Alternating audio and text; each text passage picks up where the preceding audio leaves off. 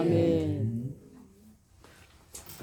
예, 기독교 윤리 오늘 6강이 되겠습니다.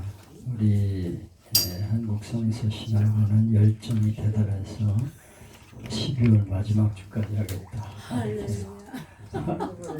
우리는 일주일에 한 번 토요일만 하기 때문에 뭐 이거 빼고 저거 뺄 수가 없다. 끝까지 12월까지 하겠다 이렇게. 아주 열심히 대단하십니다. 기독교 윤리 중요한 것은 그 말씀을 실천하는 것이죠. 이론적으로 아는 것은 의미가 없습니다. 어떻게 실천하느냐. 그래서 우리의 삶이 변화되고 가정이 변화되고 행복한 가정, 그리고 우리가 살아온 교회가 변화되고 교회가 정말 말씀대로 살아서 행복한 교회가 돼야 되죠. 교회가 그렇게 못 살기 때문에 불행한 교회가 되고 싸움터가 되고 높은 자리 서로 차지하려는 그런 교회가 되어서 갈등이 심합니다. 그리고 사회에 본이 되지 못해서 교회를 개독교라고 부르는 사람들도 있고 참 아주 망신살이 뻗치는 그런 세상이 되었습니다. 옛날에는 기독교인들이 예상 달라고 그러면 줬어요. 근데 요즘은 기독교인들이 예상 달라고 그러면 기독교인 좋아하네. 줬다가 다 깨먹혔다 이렇게 얘기를 한다는 거죠. 참 불행한 시대가 되었습니다. 정말 하나님 말씀대로 사는 이들이 적기 때문에 손가락질을 당하고 교회가 외면당해서 점점 무너지는 그런 세상이 되었어요.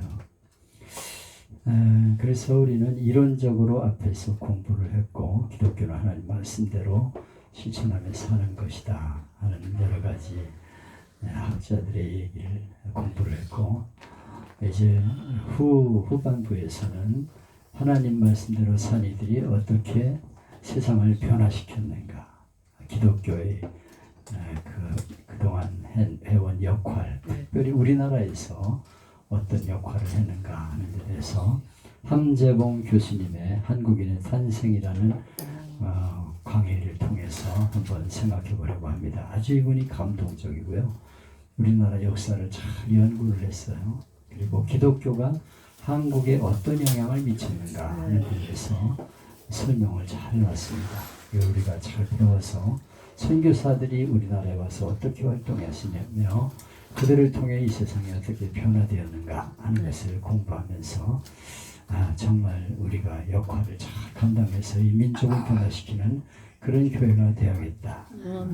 기은실 그래가지고 말로는 기독교 실천 윤리 실천이라고 하는 단체를 세워놓고 기독교를 반대하고 성소수자를 보호한다 그래가지고 동성애를 찬성하고 이런 상황까지 되었죠. 그래서 교회 안에도 자기가 기독교인이라고 그러면서 막 동성애를 옹호하고 소수자를 보호하지 못하는 것은 기독교적이 아니다 막 이러면서 싸워요. 그래서 국회에서도 싸운다니까. 그러면서 당신이 그렇게 주장하는 건 성경적이 아니지 않냐. 예수님이 가늠한 자 돌로 치라고 했냐. 그래서 용서해 주라고 그랬는데 왜 그런 사람들 용서하지 못하냐 그러면서 대들고 막 이래요. 그래서 참 이 기독교인들의 의식이 문제다. 약자 소수자를 보호한다는 이런 미명으로 오히려 하나님 말씀을 역행하는 그런 모습을 보여주고 있어요. 그래서 요즘은 신학교 학생들, 목회자 중에서도 동성애를 찬성하는 그런 사람들이 많다고 해요. 그래서 성소수자를 보호해야 된다. 교회는 그런 이들을 가로막지 말고 동성애자들을 다 포용할 수 있어야 교회에 들어와서 그들이 활동을 하고 복음을 받아들이지 않느냐 이렇게 이론적으로 그럴듯한 얘기를 하고 있어요. 그래서 교회가 무너지는 시대가 되었습니다. 그래서 신학생들이 동성애를 많이 한다고 그래요. 그 정말 기가 막힌 세상이 되어갑니다. 그래서 이걸 이론적으로 아주 그럴듯하게 포장을 해가지고 소수자를 보호하자. 그래서 그런 사람들을 잘 포용해야 교회가 이렇게 사회의 지탄의 대상이 되지 않고 외면당하지 않는다. 근데 그런 사람들을 보호한다는 이름 아래 교회가 무너지고 있는 거죠.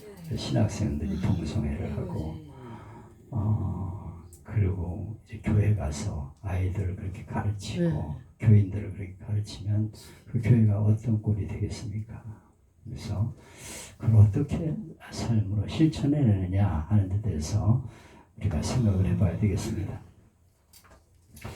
함재봉 교수의 강의에 의하면 기독교 선교사들이 이 땅에 들어와서 병원을 세우고 학교를 세우면서 금욕주의, 기강, 규율을 뿌리내리게 합니다. 이렇게 살아야 된다 하는 걸 강력하게 가르쳐가지고 사람들이 깨어지게 되었죠. 그래서 회개하고 새로운 변화가 일어나서 기독교가 세상을 이끄는 힘을 갖는 그런 교회들이 되었습니다. 그때 선교사들이 와서 발견한 조선은 아주 술에 찌든 그런 나라였어요. 술주정뱅이들이 너무 많고 노름을 너무 많이 하고 희망이 없다 이거예요. 이 세상, 이 풍진 세상. 그런 노래도 있잖아요. 이 풍진 세상 뭐라고 그러지? 만났으니 뭐 나의 할 일이 무엇인가 그러면서 하는데 이 풍진 세상 아주 너무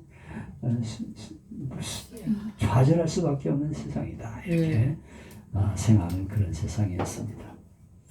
그런데 개신교 선교사들이 들어와서 우리는 지금 아주 잘 사는 그런 사람들에게 특권층에게 선교하는 게 아니고 가장 핍박받고 어려운 사람들에게 복음을 전하러 왔다 이렇게 말씀을 하게 되죠. 그래서 가장 핍박받고 어려운 사람들에게 복음을 전하는 그런 자세를 가졌습니다. 그 중에 대표적인 분은 루오 목사라는 분인데 이분은 곤당골이라는 백정거리에 나가 선교를 했어요. 그때 백정거리는 고기 사러 나가지 양반들은 안 가는 그런 곳이죠. 거기 가서 예수를 믿으라고 그렇게 전도를 하게 되었어요. 그때 동네 백정들 중에 박성춘이라는 백정이 있었는데 그 아들이 박봉출입니다. 근데 이 박봉출이 목사님이 나눠주는, 선교사님이 나눠주는 책자를 맨날 가지고 가서 읽어. 그때 아버지 박성춘은 이 자식이 그런 쓸데없는 왜 책을 가지고 읽냐 막 그러면서 야단을 치고 그랬죠. 근데 어느 날 이 박성춘이 장티푸스에 걸렸어요. 아버지가. 그때 장티푸스에 걸리면 대부분 죽었습니다. 우리 어렸을 적에는 장티푸스로 많이 장질부사라고도 하고 연병이라고도 하는데 그걸로 걸리면 그냥 동네가 싹쓸이하는 그런 일들이 있었어요. 그때는 뭐 천연두 뭐 이런 것 때문에 많이 곤보들도 되고 아주 병이 많아가지고 우리 나 위에도 한 사람 아래도 한 사람 형제가 그 천연두 앓다가 죽었는데 많은 사람들이 죽었어요. 그래서 이 장티푸스에 걸려 죽어가니까 아들이 무호 목사님한테 와서 우리 아버지 좀 살려주세요. 우리 아버지가 죽어가요. 그러니까 무호 목사님이 에비슨 박사를 그 집에 보냈습니다. 에비슨 박사는 어떤 사람이냐? 세브란스 병원을 세운 사람이야. 그 무호 목사가 이 집에 와가지고 치료를 잘해서 병이 낫게 되었어요. 그 병이 나니까 박성춘이 뭐라고 말하냐면 아니 당신은 어이가 아니십니까? 어이는 그때 고종과 왕비를 위해서 이렇게 치료하는 임금님을 치료하는 그런 의사인데 어떻게 나 같은 이 백정을 치료해 주냐 이거요. 이렇게 깜짝 놀라면서 어떻게 당신이 어이가 임금님을 치료하는 분이 나를 치료해 줬습니까? 이러면서 감동을 받아가지고 교회를 나가게 됐어요. 그분이 교회를 나가니까 그 교회 다니던 양반 몇 사람이 교회를 나가버려요. 그리고 따로 교회를 차려. 나는 이 백정들하고는 도저히 예배드릴 수 없다. 저런 것들하고 쌍놈들하고 어떻게 예배를 드리냐. 이렇게 예배를 나가서 차립니다. 그래서 무어 목사가 낙심을 했어요. 야, 이게 참 어렵구나. 이 양반과 쌍놈 이 관계 때문에 교회가 안 되는구나. 교회도 양반, 쌍놈 구별해가지고 쌍놈들이 있는 교회는 안 나간다 그러고 안 나오니까 실망이 되는 거예요. 양반들이 애매하고. 그런데 놀라운 일이 벌어집니다. 나가서 2년 동안 따로 교회를 차리다가 차리는데 곤당골 교회 남아있는 교회가 불이 나가지고 다 타버려. 아주 처참한 상황이 되었어요. 근데 놀라운 기적이 일어났는데 먼저 나갔던 양반들이 오더니 우리 다시 합칩시다 이렇게 이러는 거예요. 이분들이 나가서 이 교회를 하면서 예배를 드리면서 성경을 보니까 야 이게 아니구나. 우리가 그동안 잘못했구나. 양반 쌍놈 구별하면 안 되는데 우리가 이렇게 해가지고 쌍놈들이라고 하면서 교회를 차려나온 건 잘못이구나 그러면서 합치자고 제안을 해요. 그러니까 하나님 말씀을 들으면은 완전히 사람이 회개가 이루어지죠. 아멘. 내가 잘못한 걸 깨닫게 돼요. 성경에 어디 양반 쌍놈이 있습니까? 근데 자기들이 잘못했구나. 그래서 와서 우리 같이 교회를 합치자고 그렇게 말하고 있습니다. 그 교회가 지금 인사동에 있는 승동교회예요. 지금도 승동교회 건물이 그대로 있습니다. 이렇게 신분을 극복하면서 최초에 세운 교회가 승동교회예요. 그래서 양반 쌍놈의 구분이 없어지게 되었죠. 그래서 이게 정말 역사적으로 중요한 거예요. 우리나라 양반 쌍놈 그래서 서로 아주 편가르기를 하고 쌍놈들을 인간 취급을 안 하고 그랬는데 다 무너져가지고 양반 쌍놈 구별 없는 그런 교회들이 되었잖아요. 우리 어렸을 적에는 참 차별이 많아가지고 남녀 구분이 또 있었어요. 그래서 남자들은 오른쪽 앉고 여자들은 왼쪽에 앉고 그러지 않았어요? 네. 그래서 신발장도 남자 신발장, 여자 신발장. 그래서 이쪽에 앉고 저쪽에 앉고. 우리 어렸을 때 옥산 교회가 그랬다니까. 나는 이제 오른쪽에 앉고 여자들 왼쪽에 앉고 그래 예배를 드렸어. 근데 이게 무너졌잖아요. 나중에 남녀 구분 없이 통합적으로 이렇게 의자를 만들어서 예배를 드리게 되는데 참 그렇게 지금도 그 충청도에 가면은 옛날 그 교회가 남아 있잖아요. 가보셨나요? 기역자교회, 기역자교회 유명한 교회입니다. 전라도. 그래서 전라도에 충청도 아니었어요? 전라도였나? 그래서 기역자의 그 끝에 있는 강대상이 있어. 그리고 오른쪽에는 남자, 왼쪽에는 여자 이렇게 구분해가지고 예배를 드리는 교회가 지금도 남아 있어요. 이제 유물로 남아 있는데 그런 아주 철저한 그런 구분되는 그런 사회였습니다. 그걸 깬 것이 바로 교회예요, 교회. 신분을 극복한다는 게 쉬운 일이 아니죠. 야, 차별하지 마라. 천녀, 양반, 쌍놈 구별하지 마라. 그렇게 한다고 구별되는 게 아니에요. 극복하는 게 아닙니다. 구체적으로 천민, 양반이 같이 예배를 드리고 하나님을 찬송하고 성경 공부하고 토론할 때 신분이 극복되는 거지 무슨 포교령 내린다고 되는 게 아닙니다. 이게 극복이 안 돼요. 교회가 그래서 양반 쌍놈 상관없이 모여서 찬송하고 예배드리고 하나님 말씀 공부하고 그러는 동안에 하나가 되는 운동이 일어나게 된 것입니다. 얼마나 이 신분 차이를 극복하는 게 어려웠습니까? 근데 기독교가 들어와서 그 일을 한 거예요. 이게 어마어마한 일입니다. 이렇게 사람들이 달라지게 되죠. 그때 비숍 여사의 글을 보면 아시아의 다른 나라에서들과 같이 조선에서도 무섭게 풍속이 부패했으며 여성들의 처지는 천하고 열등한 상태에 놓여 있다. 여자는 남자의 반려자가 아니고 노예에 불과하고 쾌락이나 노동의 연장에 불과하고 법률과 관습은 여자에게 아무 권리도 부여하지 않고 정신적인 존재도 인정하지 않는다. 그러니까 여자들이 아주 사람 취급을 못 당하는 거예요. 와서 보니까 그냥 하나의 성놀이개가 되고 그냥 일꾼 부려먹는 존재가 된 것이 바로 여자들이었습니다. 노예에 불과한 거예요. 쾌락이나 노동의 연장, 일하는 그런 일꾼으로 그렇게 봉사하는 사람으로 되어 있습니다. 남편이나 부모의 지배 아래에 있지 않은 여자는 누구도 주인 없는 짐승처럼 차지하는 사람의 소유야. 그래가지고 과부 이런 사람들은 먼저 차지하는 사람이 주인이야. 그러니까 그때 당시에 인권이라는 건 없는 거예요. 그래서 부모도 없고 남편도 없고 그러면은 아무나 데리고 가면 돼요. 이렇게 해가지고 우리나라가 이거 이해가 잘 안 되지만은 그런 나라였다 이거예요. 법정에서도 그걸 안 된다고 하는 사람은 없었습니다. 다 그 인정을 해줬다 이거죠. 지가 한 50년 채 안 될 거예요. 50년? 50년 전에도 뭐 그랬던 것 같아요. 50년은 넘었지. 그러나 그때는 아니고 네, 그때는 조금 이제 하여튼 기독교가 들어와서 이제 사회를 변화시킨 거니까 그 우리 어렸을 적만 해도 좀 그런 게 좀 있었죠. 아무래도 여자들을 잘 인정받지 못하는 그런 상황이었습니다. 그런데 선교사들이 그들을 데려다가 교육을 시키기 시작해요.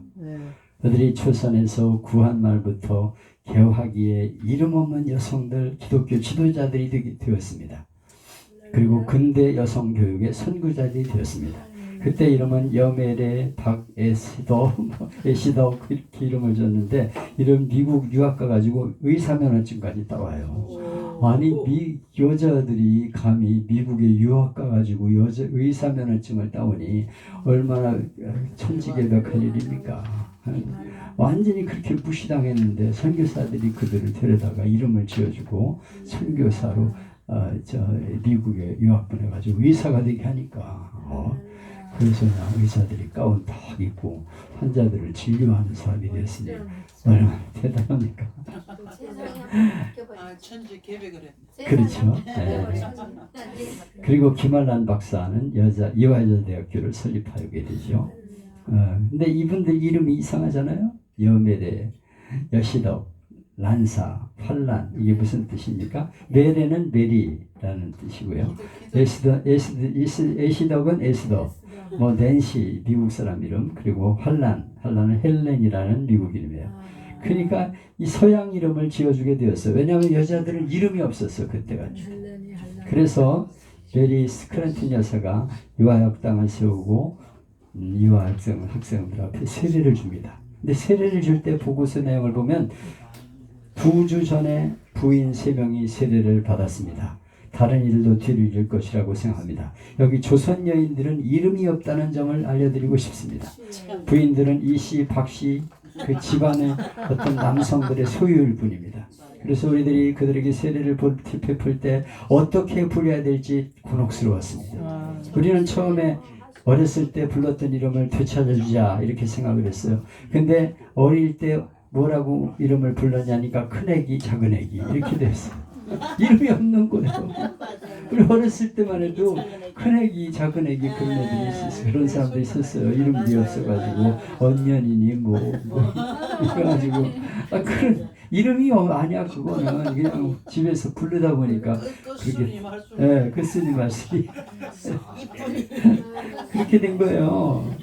그래가지고 부인들 세례를 받으러 올 때 도대체 뭐라고 불러주냐, 어렸을 때 불렀던 이름을 찾으려고 했더니 큰애기 작은애기, 그래서 이름을 붙여줘야 되겠다. 그래서 마르타, 마리암, 살로메, 에스더, 메레, 환란 뭐 이런 이름을 지어줬어요.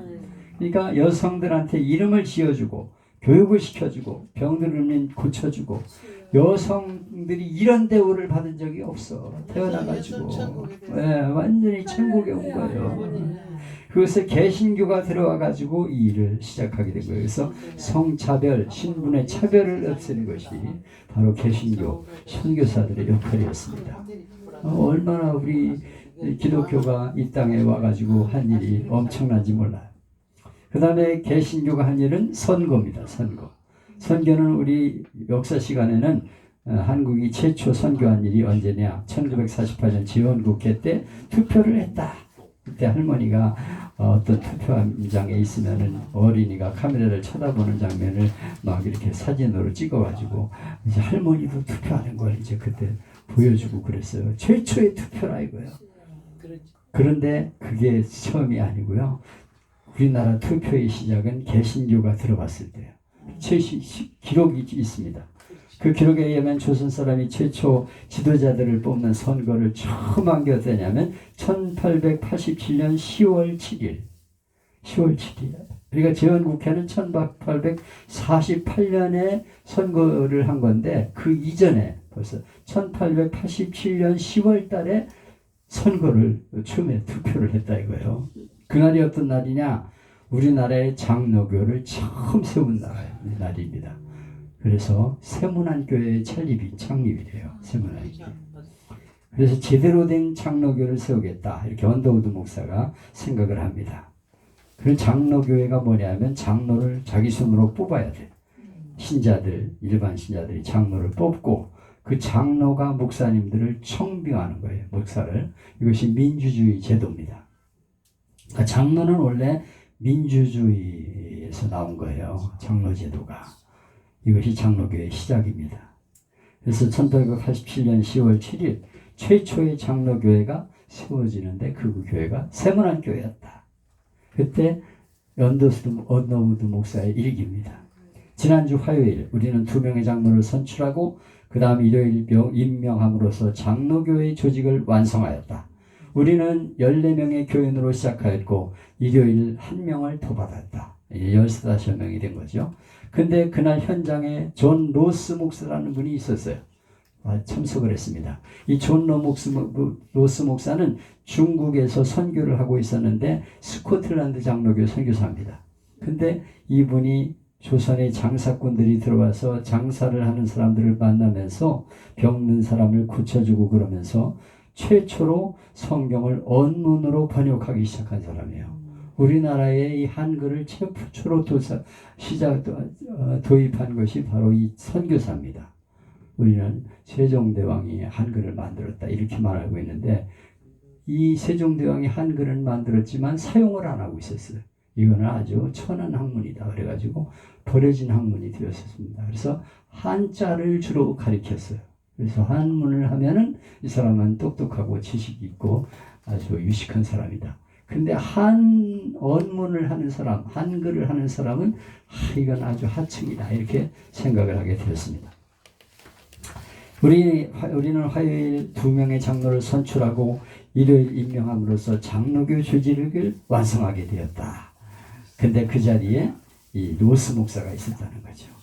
언더우드 목사랑 아펜셀러 목사가 조선에 오니까 조선 성경을 한글로 원문으로 번역하는 작업을 하는데 그날 로스 목사님이 한국어로 된 성경 문제를 번역하기 위해서 언더우드 목사를 만나기 위해서 중국에서 참석했는데 그날 바로 세문안교회 그 자리에 있었어요.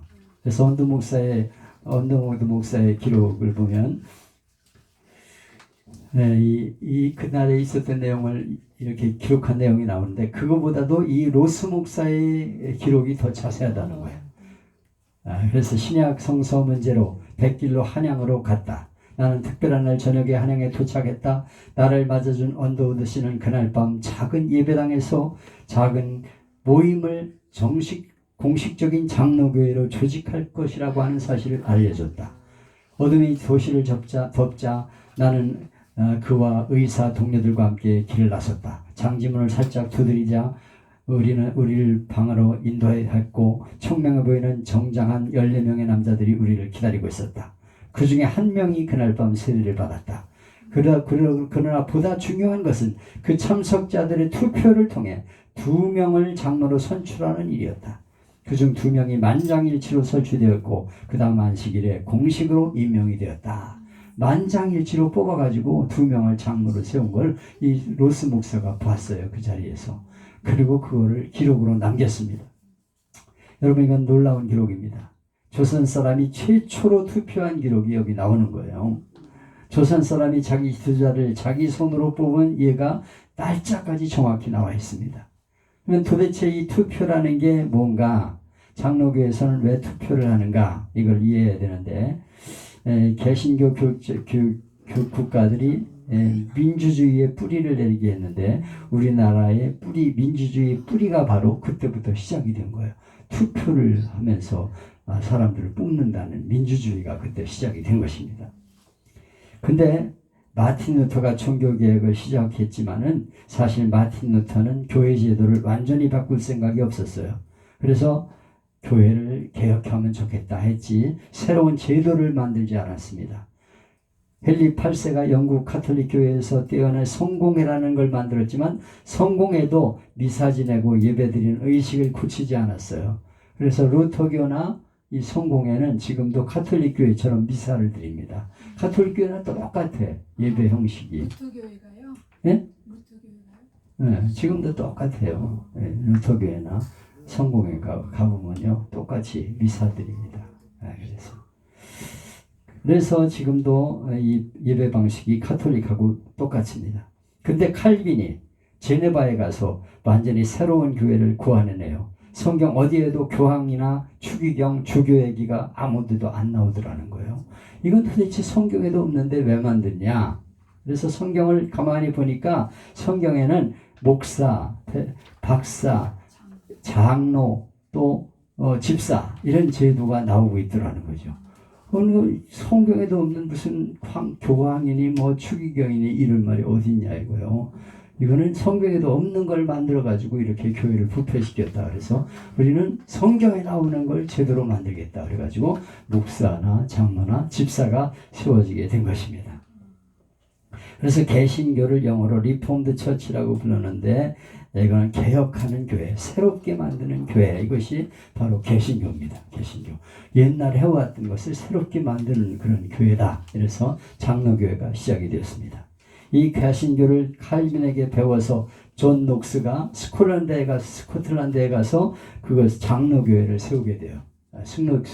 존 낙스에 의해서 스코틀랜드에 세워지는 최초의 교회가 바로 이 장로교회입니다. 이것을 똑같이 가져다가 잉글랜드로 가져가서 청교도가 장로교회를 만들게 되고 그 사람들이 네덜란드에 가서 네덜란드 개혁교회를 만들고 프랑스에 가서 위그노가 만들어지고 또 그 사람들이 핍박을 받으면서 미국으로 건너가서 미국의 칼빈주의 교회가 세워지게 된 것입니다. 그래서 선교사들이 바로 이 장로교회를 만들게 되고 거기서 민주주의 제도가 생기게 된 거예요. 이들이 선교사로 들어와 가지고 맨 처음 만든 것이 바로 개신교입니다. 개신교. 그 개신교가 바로 우리나라의 민주주의를 뿌리내리게 한 거예요. 투표 제도를 만들고 이렇게 이게 별거 아닌 것 같아도 우리나라의 역사를 바꾸는 일이 바로 이루어진 것입니다. 교회에서. 그래서 개신교를 이렇게 만들어 가지고 이제 무슨 위로부터 임명하는 게 아니고 토론을 통해서 장로를 뽑고 장로가 목사를 청빙하는 것이라고 했기 때문에 언더우드가 세문안 교회를 세우면서 정정한 조선 사람 14명을 앉혀놓고 토론을 하고 투표를 해가지고 만장일치로 장로를 뽑았다. 2명을 뽑았다고 기록하고 있어요.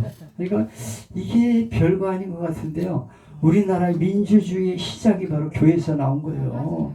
여러분이 투표를 할 때마다 야 감사하다 우리 선교사들이 오가지고 이렇게 민주주의를 뿌리내리는 선거제도를 만들었구나.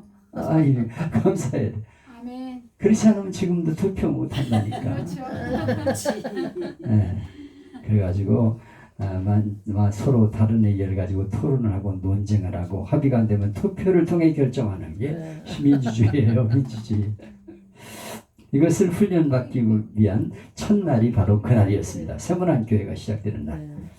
지금은 병원 만들고 여자 병원 따로 만들고 학교 세우고 여자 학교 따로 세우고 신문제를 극복하면서 양반 사대부들 천민들이 같이 예배를 드리고 장로를 자기 손으로 뽑아 민주주의를 시작하고 그것만이 아니라 한글 창제를 세종대왕이 했지만은 한글을 제대로 우리나라에 이렇게 도입시킨 것이 바로 선교사예요. 선교사들이 성경을 만들어 가지고 한글이 퍼지게 만든 것입니다. 이게 얼마나 위대한 일인지 몰라요.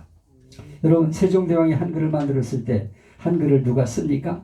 당대 집현전 학사인 최만리부터 시작해서 전하! 이런 쌍스러운 말을 왜 만드십니까? 절대 안 됩니다. 그래가지고 그게 사라져버렸어. 세종대왕이 만들기는 했는데 이 한글은 쌍스러운 말인데 이걸 왜 만드냐 이거예요. 그래가지고 반대를 해서 몸만 사용하지 못했는데 훈민정음을 그래도 사람들에게 가르쳐 보려고 애썼던 사람이 바로 세조입니다. 세조. 세족까지만 이 훈민정음을 사용하려고 했었고 그 다음에는 아주 말조차 꺼내지 않았어요. 왕조실록에서도 조선 왕조실록에서도 이 한글이라는 단어가 사라지게 되었습니다. 아무도 안 가르쳐요. 그 다음 언문이라고 남아있는 것은 극히 일부의 사람들 사이에서 사별한 부인들에게 보내는 사대부의 편지 이런 게 남아있고 어떤 여성이 남편에게 보낸 글이 남아있어. 그래서 이거 가끔 보면 한글로 된 그런 편지가 남아있는 게 몇 개 있어요. 이거는 아주 여자들이 남편에게 보내고 뭐 이런 편지 보낸 것만 조금 남아있습니다. 그리고 한글로 된 역사책, 철학책, 정부 기록 문서는 하나도 없어. 이거 버려진 언어였습니다.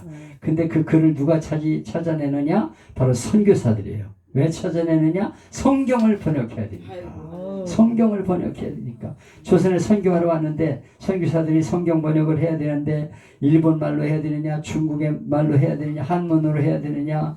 근데 중국 사람들도 사실 한문은 잘 모르거든. 너무 어렵잖아. 한문 어려워요. 그런데 이걸 어떻게 번역을 해? 이 무식한 한국 사람들한테. 그래서 고민을 하고 있었어요. 그런데 글쎄 뭘 발견하게 됩니다. 조선에 언문이라는 게 있다는 걸 알게 되었어요. 언문. 그러니까 언문이라고 해서 한글을 언문으로 생각했는데 그들이 보니까 이게 400년 전에 만들었는데 안 쓰고 있는 거예요. 그래가지고 조선 사람들은 이거 가르쳐 보니까 일주일이면 배워.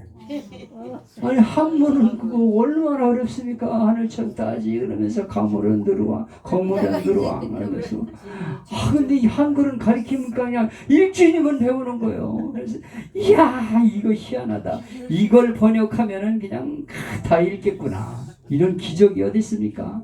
그래서 언문으로 성경 번역을 시작하는데 이 한글이 그때 창제가 되는 거예요. 제대로 시작이 되는 겁니다. 그걸 선교사들이 쓴 글이 있어 그때. 엄격히 말하면 조선 특유의 문학인 존재하지 않는다. 미녀나 옛날 얘기, 여자들과 아이들을 위한 소설 몇 가지 제외하고는 모두 중국식 사고의 틀 안에서 중국 문자 한문으로 표현되어 있다. 배움 또는 교육은 조선어와는 무관한 일이다. 조선어는 원시적인 수준에 머물러 있다. 예? 아니요. 유명한 작가나 시인들은 자기 언어를 사용하지 않았다. 한양에 2개의 책방이 있는데 거기에는 중국 서적밖에는 팔지 않았다. 조선어로 된 인쇄물을 찾아볼 수 없었다. 왜냐하면 소위 배운 사람들은 조선 교유의 문자로 쓰여진 건 천한 것으로 생각했기 때문이다. 그런 사람들은 대개 중국식 교육에 푹 빠져서 자기 나라의 표현 물자인 한글에 대해서는 무지하다. 이 글을 영어로 선교사들이 그 당시 써놓은 것을 번역을 했어. 그때 서점에 나가보면 책방이 2개 있었는데 한글로 된 건 찾아볼 수가 없다는 거예요. 한문으로 된 것만 있지. 선교사들이 150년 전 이 글을 발견해서 어휘도 없고 철자법도 없고 문법도 없었는데 이걸 다시 만들어 가지고 철자법도 만들고 문법도 만든 게 선교사예요. 이 사람들이 그 엄청난 일한 거면 성경 번역하려고 모여가지고 어떻게 복음을 사람들에게 전할 수 있을까 그래가지고 막 철자법 우리가 만든 거 아닙니다. 이 선교사들이 만든 거예요. 문법도 선교사들이 만들었어. 그래가지고 뭐 기역에다 니에남 뭐가 되고 뭐 이렇게 만든 것이 바로 선교사들입니다. 그래서 이렇게 말합니다. 그럼에도 불구하고 선교사들은 뛸 듯이 기뻤다. 놀라운 보물이 그들을 기다리고 있었다는 사실이다. 열려라 참깨 하며 수많은 보물을 훔친 알리바바도 언문 문자의 존재를 발견한 언더우드와 아펜셀러보다 기쁠 수는 없었다. 그 비밀 코드를 알아 동굴을 열어 엄청난 그물보화를 발견했던 알리바바의 감격은 이 언문이라는 게 있구나. 이걸 가지면 성경을 번역하면 되겠구나 하는 걸 깨닫는 언더우드와 아펜셀러의 기쁨에 비하면 아무것도 아니라.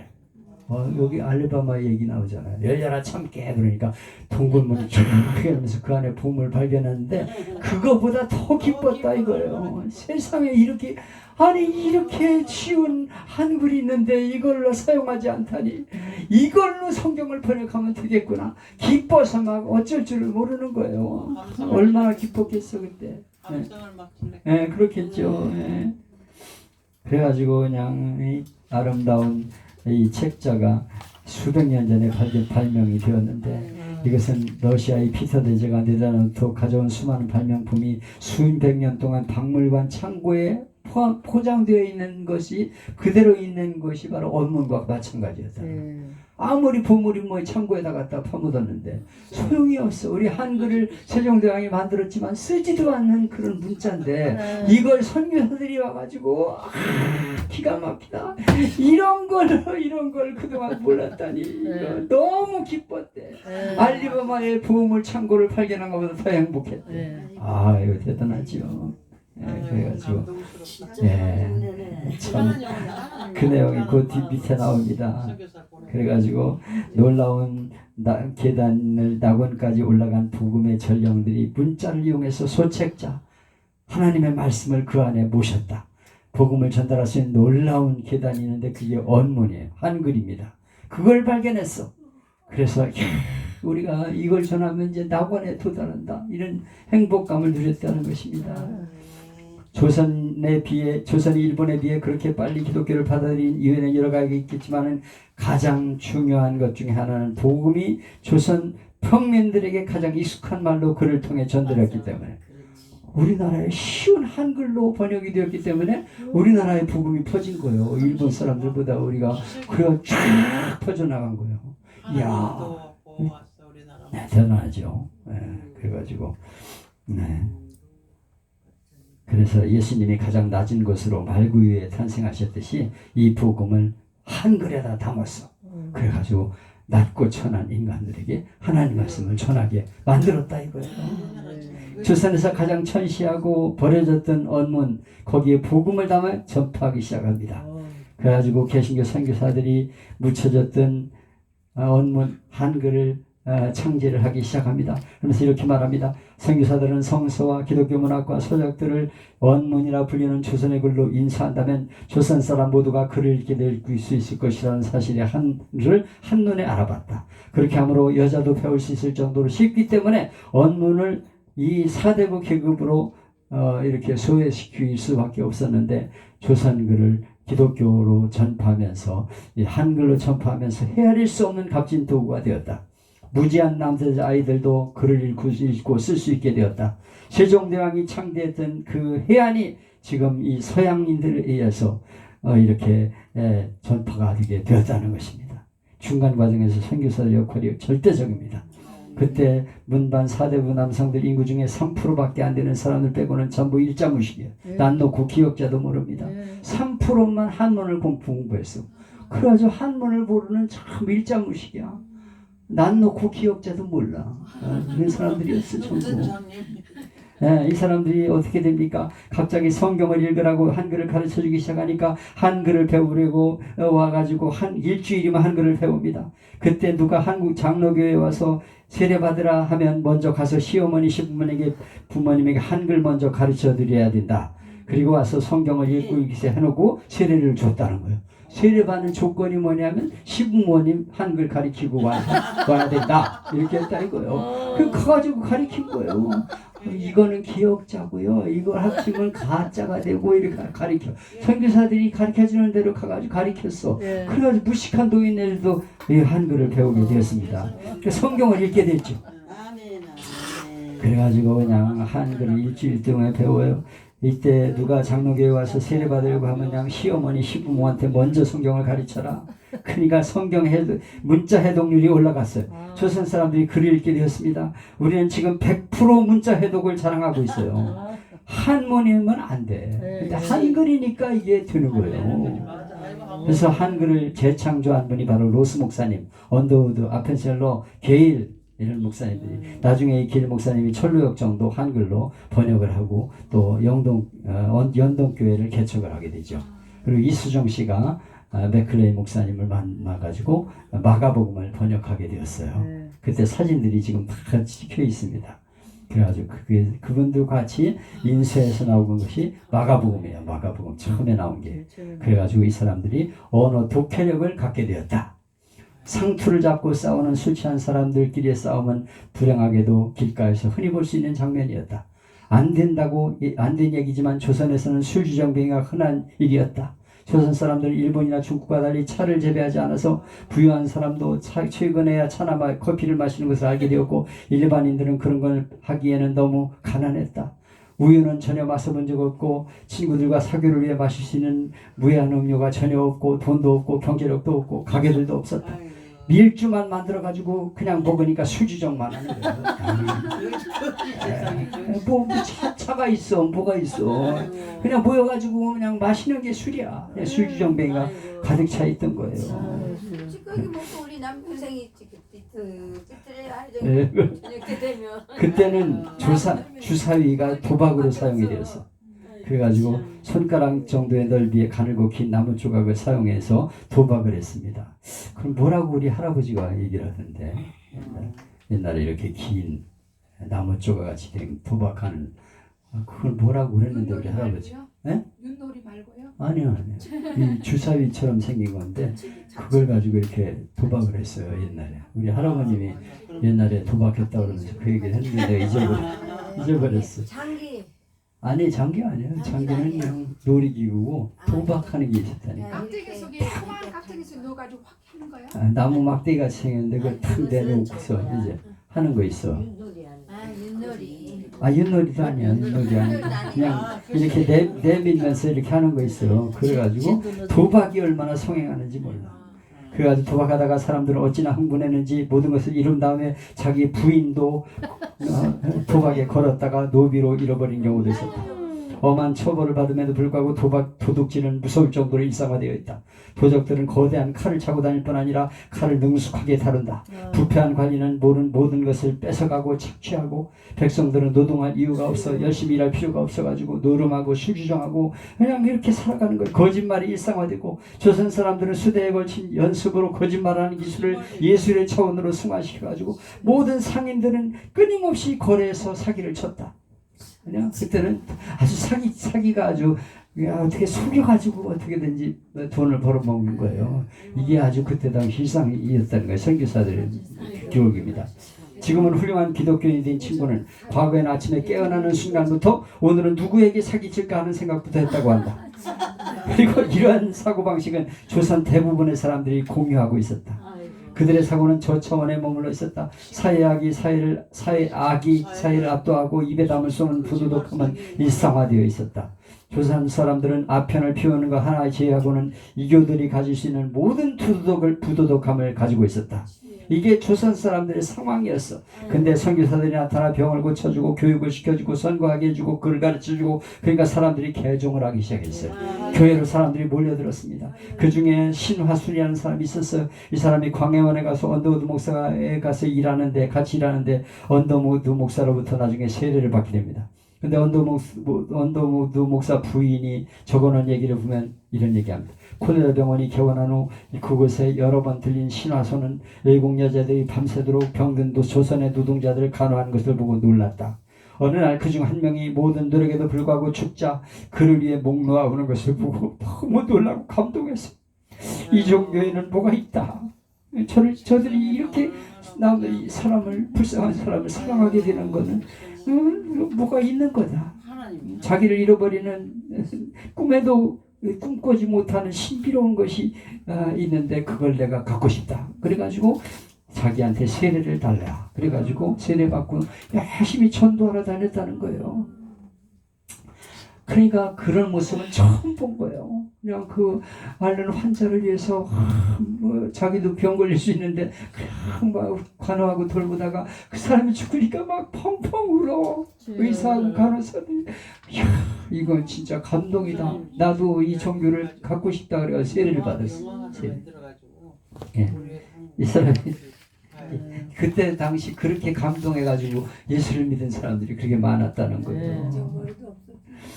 그래가지고 서양 사람들이 아무 희망이 없는데 핍박당하고 차별당하고 압박당하는 상황에서 갑자기 서양 사람들이 나타나서 학교 짓고 병원 짓고 교회 짓고 왜 이걸 하느냐. 가장 핍박받고 있는 당신들을 위해서 일반 백성을 위해 여성들을 위해 어린이를 위해 노인을 위해서 한다.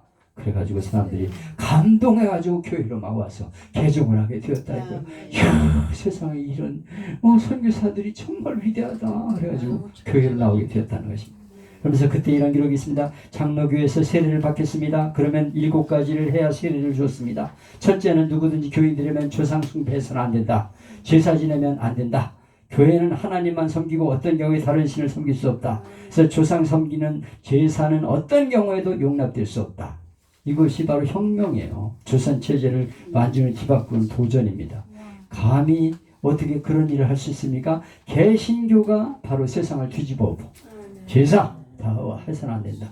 하나님의 다른 종교 믿으면 안 되니까 제사 드리지 마라 이렇게 폐지시켰어. 두 번째는 안식일을 거룩하게 지켜야 한다. 주일은 안식의 날이고 거룩한 날이기 때문에 사람이나 짐승이나 안식을 해야 된다. 그러기 위해서는 일해서는 안 되고 엿새 동안 힘써 일하고 주일은 쉬어야 된다. 그러나 긴급을 요하는 일을 할 수 있다. 그러니까 처음으로 뭐하냐? 쉬는 날이 도입이 되었어. 일요일이 바로 기독교회에서 생기게 된 거예요. 그래가지고 최초로 일요일 날은 쉬라. 그래가지고 휴식일이 생기게 되었어요. 아주 급한 일이 아니고는 이렇게 당연히 주일은 쉬어야 된다 하는 게 거기서부터 나오게 됐어요. 셋째는 부모를 공경해야 된다. 살아계신 부모에 대한 효도는 하나님의 명령이기 때문에 부모를 하나님 섬기듯 해야 된다. 이것이 유교사상과 다른 유교사상도 효도를 강조하니까 충돌이 없어. 그래가지고 효도는 당연히 해야지 그러고 있어요. 사람들이 온 거죠.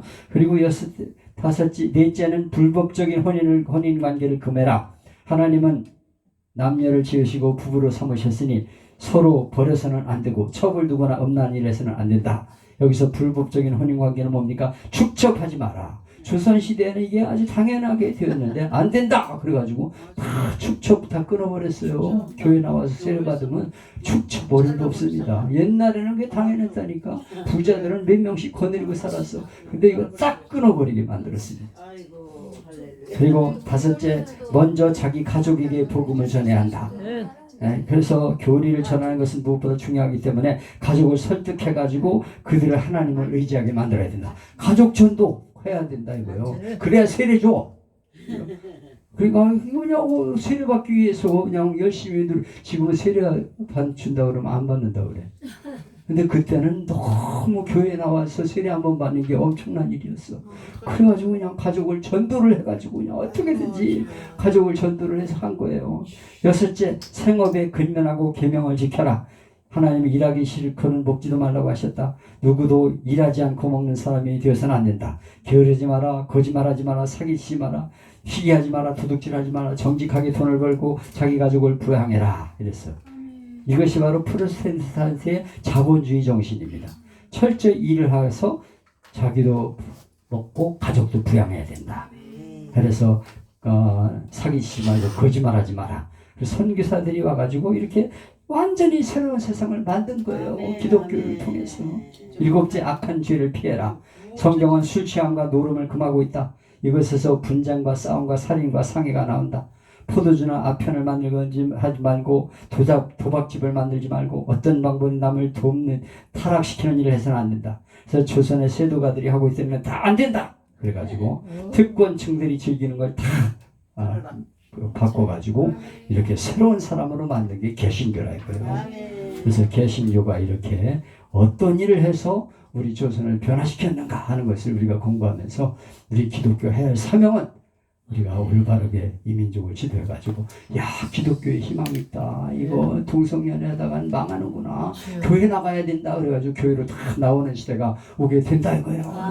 한국이 이제 시작을 한 거예요. 그래서 지금 다른 나라들이 정신을 차리기 시작했습니다. 그래서 이러다가는 우리가 안 되겠네. 그래가지고 지금 다른 나라들도 우리 한국어 배워가지고 야 우리가 기독교를 이번에 미국도 그 영향이 된 거예요.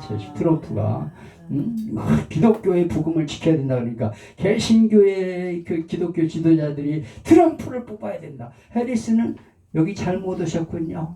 예수님이 왕입니다. 그러니까 여기 당신은 잘못 왔습니다. 이래서 가지고 나고 사람들이 확 돌아선 거예요. 기독교가 전폭적으로 트럼프를 지지한 건 복음만이 살 길이다 하는 걸 깨달았습니다. 그래서 우리가 복음만이 살 길이고 이 하나님 말씀을 지키는 것이 우리나라가 살는 길이다 하는 것을 제대로 가르칠 때 사람들이 교회로 몰려들고 교회가 부흥하게 되는 것을 잊지 마시기를 바랍니다. 하나님 아버지 감사합니다. 오늘 또 이렇게 개신교가 기독교로 어떤 역할을 했는가. 이 나라가 피폐하고 정말 도덕적으로 문란하고 잘못되고 아무것도 하지 못하고 술주정뱅이 노름을 하고 살아가고 거짓말하고 도둑질하는 사회였는데 이 사회를 어떻게 변화시켰으며 여성들을 어떻게 변화시키고 이 세상을 잘 사는 나라로 만들게 되는가에 대해 공부했습니다. 하나님 서양 선교사들이 이렇게 철저하게 하나님 말씀대로 가르쳤기 때문에 오늘 기독교가 이 땅에 서게 되었고 이민족을 이끌어가게 되었습니다. 오 하나님 기독교밖에는 희망이 없다는 것을 이민족을 하여 가르치게 하여 주옵소서. 그래서 교회밖에 희망이 없다. 교회를 떠나서는 우리는 잘못될 수밖에 없다. 그래서 수많은 사람이 다시 깨닫고 교회로 돌아오게 하여 주옵소서. 이 일을 감당하는 교회가 되게 하여 주옵소서. 예수님의 이름으로 기도하옵나이다. 아멘.